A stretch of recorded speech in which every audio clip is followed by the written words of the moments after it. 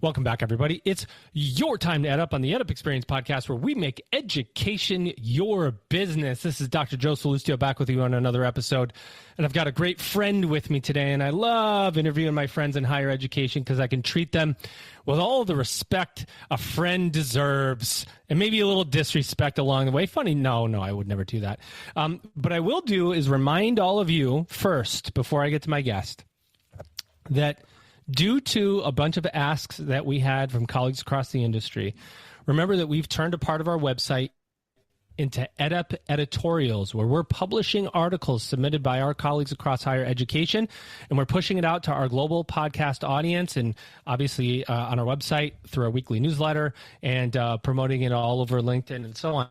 So if you get the urge to write an article, you don't want to go around to the trade publications for whatever reason, and you want to just get some good news out there about what's happening in higher education, we'd like to be your preferred vendor for good news. We got enough crazy news going on in higher ed today. Let's talk about some of the good things that are happening.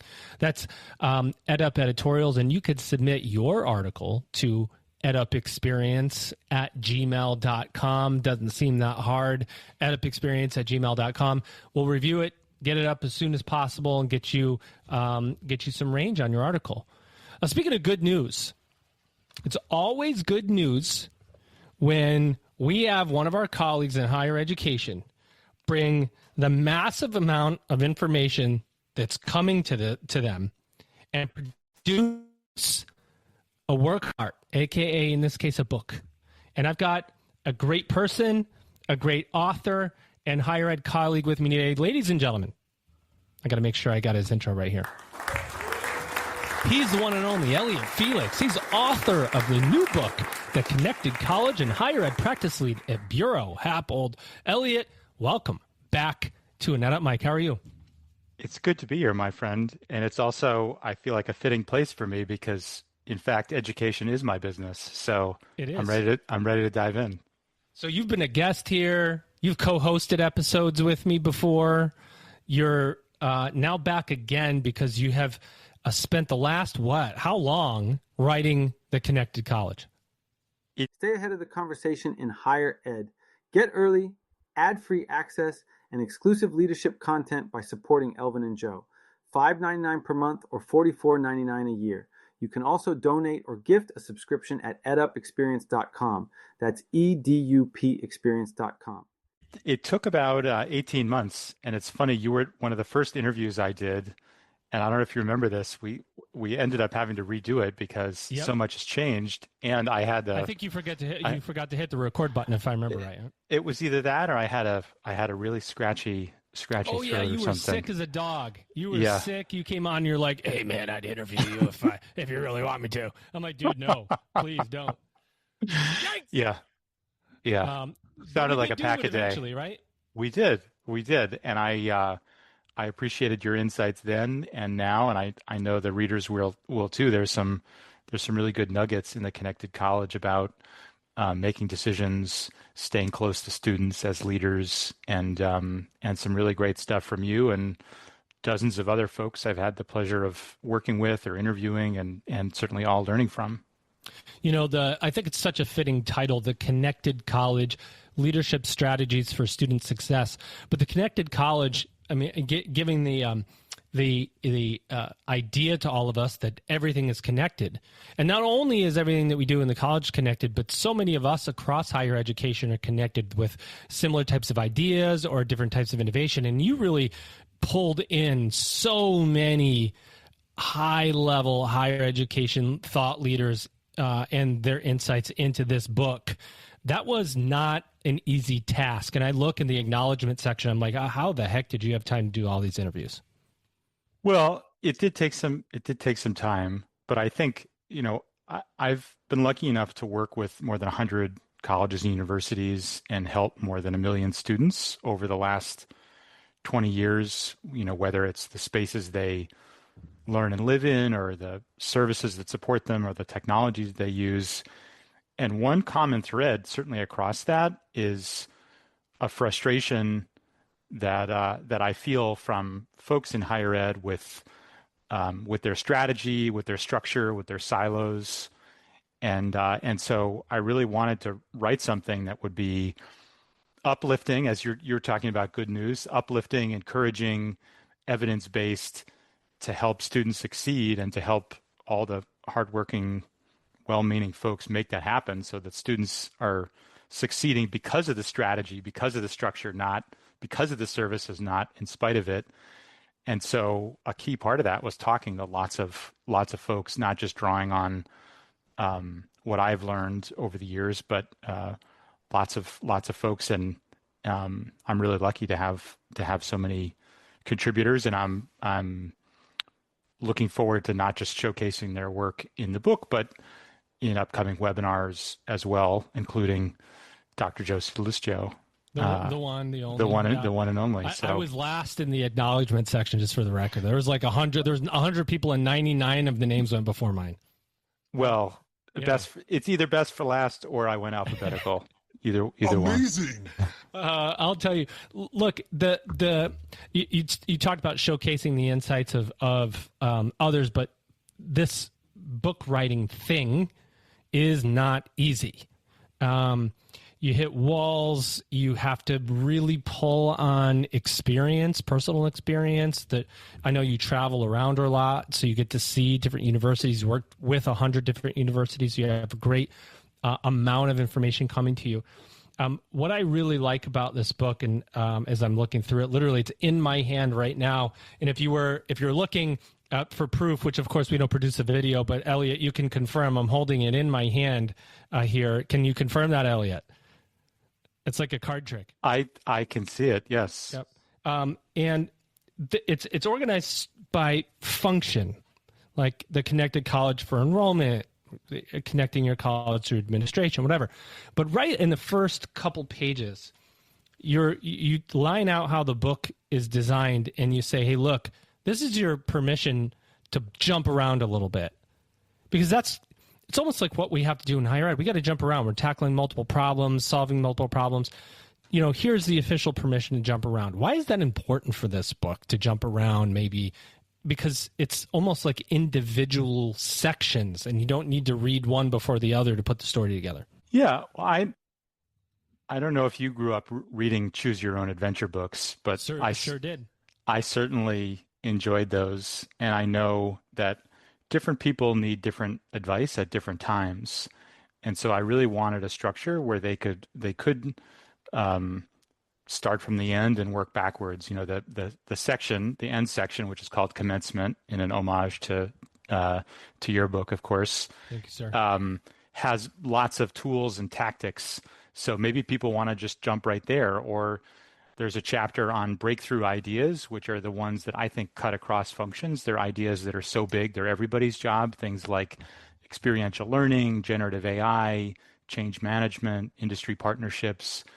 And then I know folks might want to start with some folks might want to start with their own functional area, right? If you're in enrollment management, let me start there. If I'm in academic affairs, let me start there. If I'm in student affairs, let me start there. Conversely, there might be, let's say you're a new leader, you're new in your role, and now you can't just be a specialist in student affairs. You got to look across. And so you may actually want to start with the functions you're least familiar with. So I just envisioned a lot of different ways to use the book and tried to give folks some flexibility. There's 14 chapters plus an intro and a conclusion. Each chapter starts with a profile or profiles of innovators that are leading connected colleges and universities, that are crushing it in their own way. And then there's 3 big ideas. And then there's a bunch of tactics about who you can work with to make those ideas a reality. Tell me about the program design canvas. So I go through, this is the way It's the first time I'm hearing of it, Joe. I know. That's why I'm putting you on the spot. But honestly, as I look through the book, the first thing I do personally is go to the enrollment management section, because that's always going to be the first thing in my mind. Yeah, it turns out you need students. Yeah. It turns out that if I'd like to go to other chapters, I probably need to have a couple of those. So I'm going to go see what my colleagues said about enrollment. It's the way my brain's wired. But then I'm looking for resources. I'm looking for, beyond that, I'm looking for something that says, here's how you can outline your ideas. Here's how you could think about something differently. And I came across the program design canvas, and I immediately went, oh, this makes a lot of sense. I need to do this. Can you talk about what it is, why it's important, how it can help our colleagues? Yeah, absolutely. And so the program design canvas comes from the lineage of the business model canvas developed by, 15, 20 years ago by Alexander Osterwalder, where he created this worksheet that helped people think through a business model by doing two really smart things. One, defining the components of a business model, and then two, arranging them in such a way that the sheet kind of tells you how to fill it out, right, with the value proposition at the center. And I've been thinking for a long time about how programs, which are really the sort of the unit of higher ed, and it could be a mentoring program, it could be a degree program, it could be an orientation program. It's a product, right? It's what we Absolutely. sell. Absolutely. And so I've been thinking for a long time about those, the ingredients or the components of what makes a good program, and then arrange these in such a way where people can really think about these 10 key components. And it's literally a tool for people to get on the same page, because you could fill it out in a workshop, a cross-functional workshop. You could fill it out on your own and then feel like, oh gosh, I don't know what to put in this box. And there's basically small boxes for you to put your big ideas. And you go through the 10 components, which has to do with your purpose, your policies, your people, your partners, your platforms, your places, the patronage to support it, the KPIs to measure the performance. And it kind of gives you an at-a-glance view of a program, and it gives you that nudge or that forcing function to collaborate on developing it. And it could be to assess something that you have today, or it could be a tool for creating one for the future. Immediately when I pulled it up, I thought this one idea, despite all of the other hard work, is worth the price of admission here. Like I just. Oh, thanks, man. Let me tell you why. As it just to your point, we have to have students. Got to have students. If you want to be a connected college, got to have students. Or if you want to be a college, you have to have students. And in my time in enrollment and marketing, tried to go and sell a program, to a student, and the person I'm selling it for, the university, led by a dean of a college, for example, has a very different idea of who that program should be sold to or who it's helping or others. And immediately when I opened this up, I said, if I'm a president, I'm going to have like my VP of enrollment, my VP of student affairs, and the dean of whatever college or whatever program I'm trying to sell, fill this out and see if there's any similarities. Are we actually selling it to the people that a dean thinks it's selling for, or your provost thinks it's being sold for? Or is it an antiquated thought process in academics, perhaps, and we're actually selling this to a student who is a modern learner and the program is not designed to serve them? And boy, oh boy, can I connect my college a whole lot more holistically if I did something like that. I love that idea, because you're kind of connecting supply and demand, right? You think about what's the content, what are the strengths, what do we want to convey, what do we want to offer, and you build it from that direction. Maybe dean and faculty, and then you look at what do employers, corporate partners, what does enrollment management say they're seeing in terms of demand, and you bring those two perspectives together. And probably there's going to be some common ground right from the start, but probably there's going to be some gaps and some discussion and some ways to have the program you're supplying meet the student and the employer demand a little bit better. Yeah, and sometimes it's the set of institutions you think you're competing against, or not the actual ones that you're competing against, and that's a hard pill for us to swallow, but it's one that makes your college more efficient. And you lay out just right in the first couple pages, page 4, you're going through your intro, and you lay out what's the difference between conventional wisdom and a connected college. And the one that sticks out to me, which I'm very passionate about, a conventional wisdom is to create broad appeal, and connected colleges build niche communities. And then my favorite, get consensus before acting. and making bold decisions is your connected college. Consensus, there's a difference between wide-ranging over-socialization and having a good team of a small team of people that believe in something and taking action. And I think that's really what you're saying is a connected college moves faster. Yeah, absolutely. And I think if you've got to get everyone together in a room to agree on their favorite flavor of ice cream, it's going to be chocolate or vanilla, right? I mean, you're like, that's not the way. If you're trying to come up with some brand new flavor of ice cream that nobody's ever heard of or thought of before, where you can offer something really unique, you're not going to get it by forcing everyone to agree. And I think, one of the other key themes in the book, besides making bold decisions, is thinking about the data to inform those decisions. And we've probably all been in those situations when we're hoping for more and more data that turns a hard decision into an easy one. But I think these days that's not so easy to come by. And so you really have to make those bold decisions. And then sometimes the best data you need is data you have to create by doing like a pilot or a prototype or some kind of experiment, see how that works, and then see how to scale it up.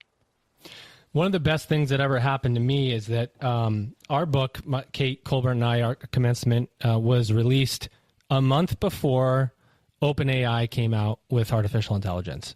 Artificial intelligence. And I thought, thank goodness, because if I had to write about it, I'm not even sure where I would have started. How do you tackle that today in the connected college and thinking about it? Because it changed from yesterday when you got the book published to today. So you have to think broadly about it. How did you tackle AI for higher ed? Support the podcast trusted by higher ed leaders.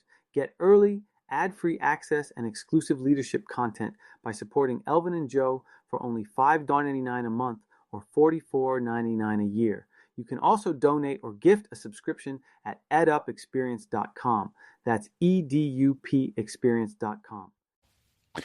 Well, that's one of what I call the breakthrough ideas, that the things that are so big, they're really everybody's job. And the approach that I took to AI was heavily influenced by, there's a quote by the science fiction author William Gibson. He said, you've probably heard this, he said, the future's already here. It's just not very evenly distributed. Yep.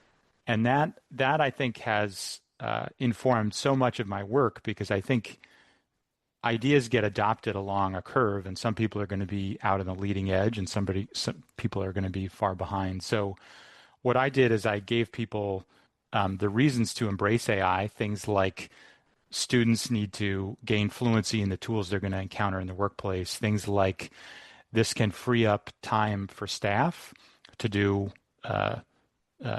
what people do best and let machines do what they do best. And in addition to those reasons, then I gave them lots and lots of examples.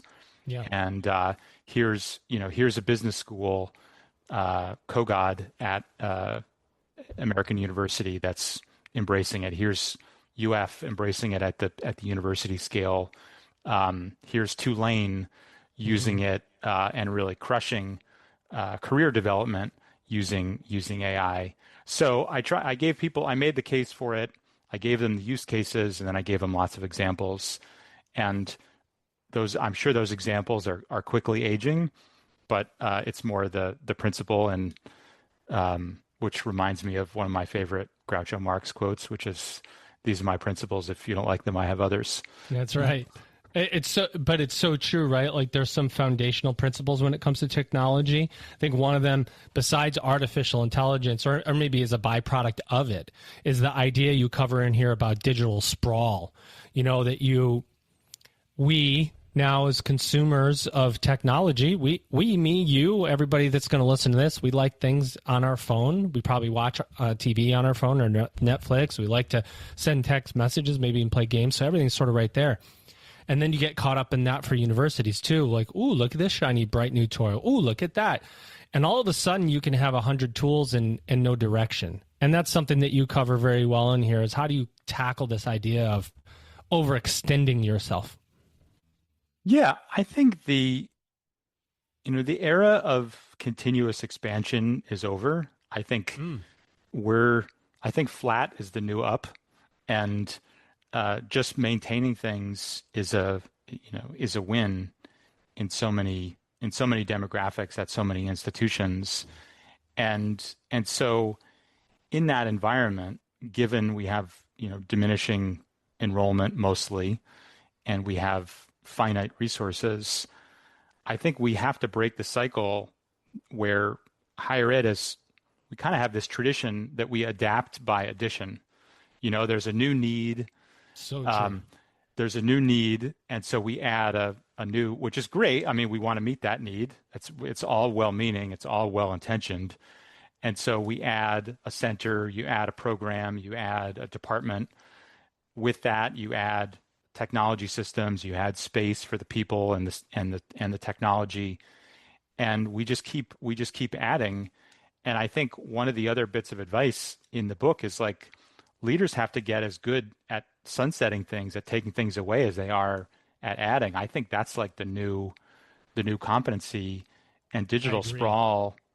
digital sprawl is among those things. Like we can't keep adding. You can't have like 17 different CRMs at the same university. You can't have 7 different ways to book space. You can't have 15 different ways to book an appointment. One with the tutoring center, another with the writing center, another with a research librarian, another with your advisor, another with the career center.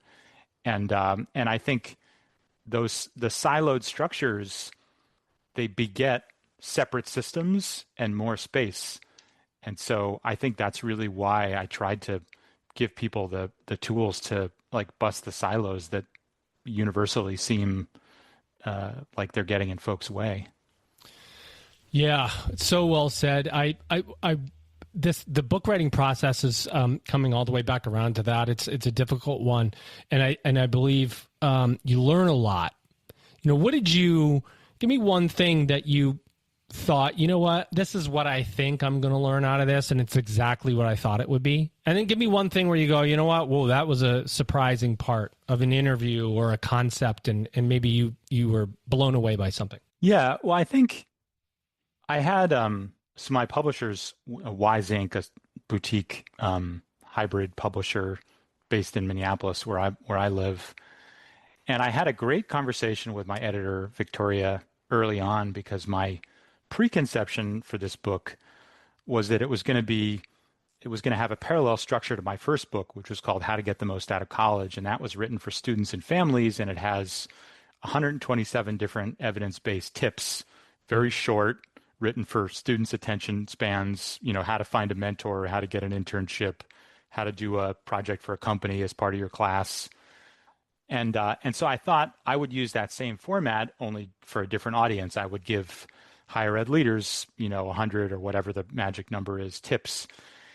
And she said, it's kind of like, you're doing a cooking show, but you're ending the show right after you just lay all the ingredients out on the table.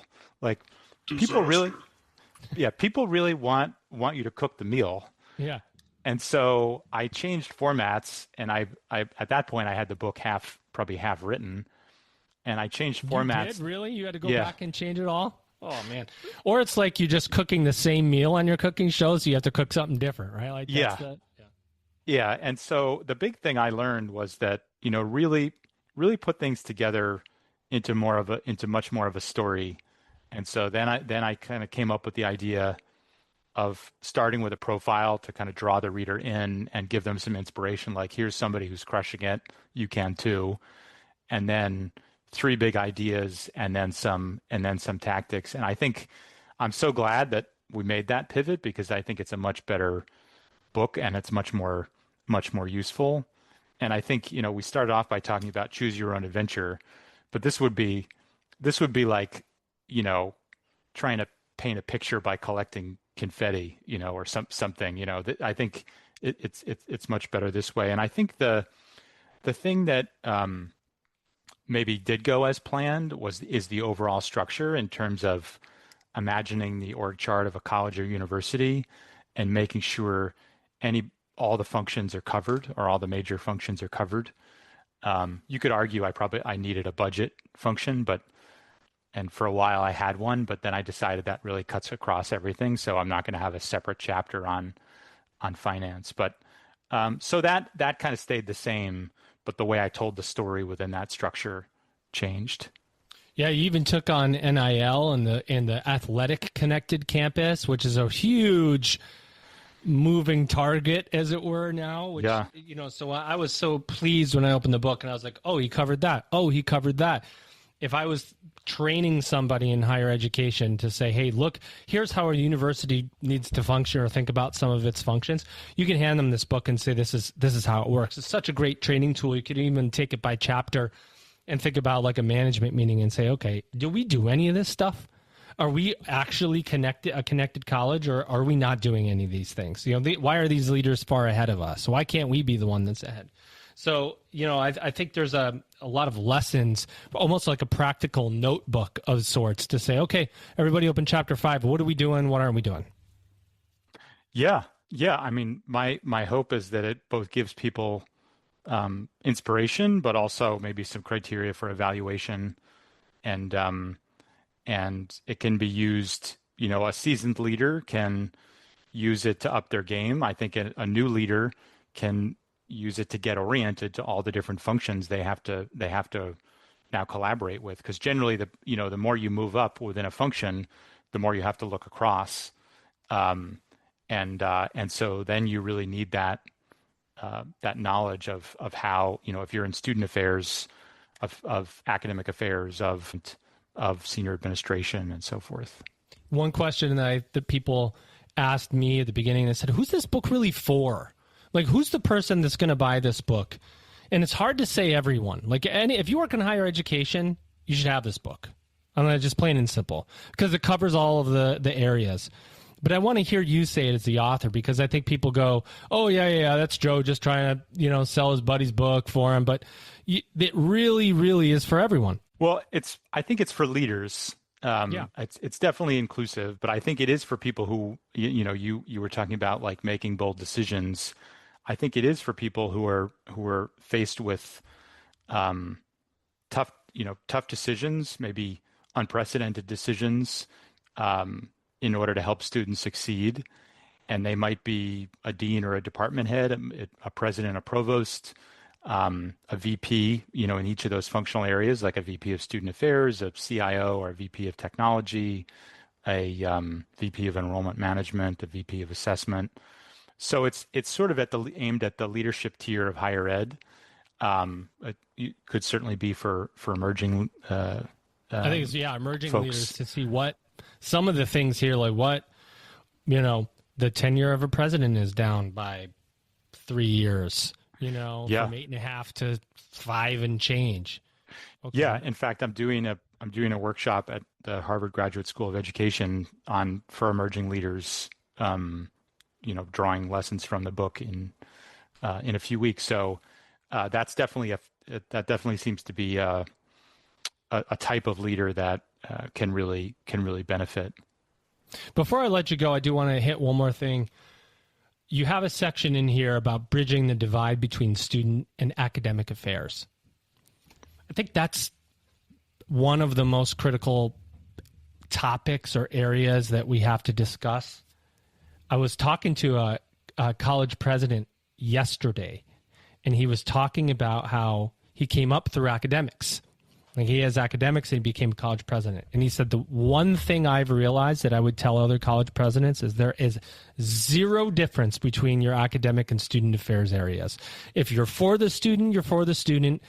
If you're not for the student, you're not for the student. And it's that simple. And he talked about that synergy being there, or else there's just going to be massive loss for everyone.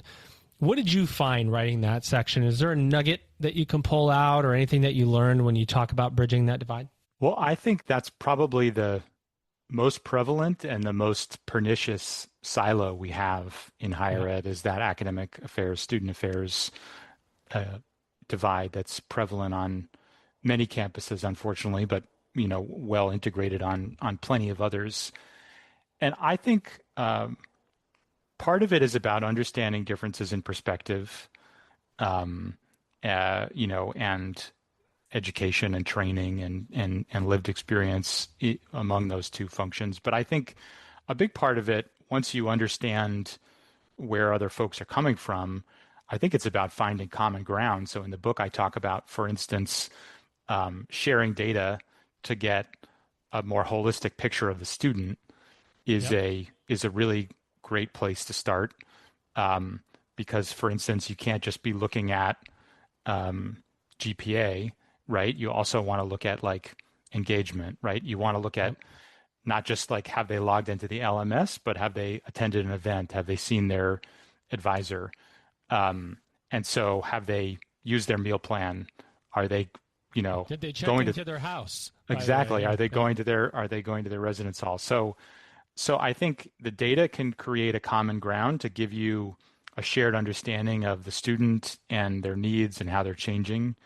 I think there are also lots of other programmatic areas, like leadership is another one I touch on in the book, where leadership development programs are a great academic student affairs crossover program where students are really hungry for those skills. Faculty and staff are really excited to impart them, really to help enable that. And that's a great way to work together. Sometimes like a center for leadership is a great way to create that crossover. So I think there's a lot of potential and a lot of promise, but it is a pretty prevalent silo. Open it up for us, open mic. What else do you want to say about the Connected College? Anything else that you think the audience needs to know or you want them to know? Well, I'll say, one, thank you both for your insights for the book and for this opportunity to share it with your amazing audience, of which I'm part. I think the other thing I'll say is that, you mentioned that the book can become out of date, with the pace of change, or things in the book can become out of date with the pace of change, AI and such. And so I also want to encourage people to access a lot of the supplementary material that I provide. So like, for instance, you talked about the program Design Canvas. That's a tool that folks can download at elliottfelix.com. There's also a whole bunch of different resources that folks can find on my website, like a book club discussion guide, a couple of cheat sheets that show you the sort of the book at a glance. Here are the innovators and the big ideas.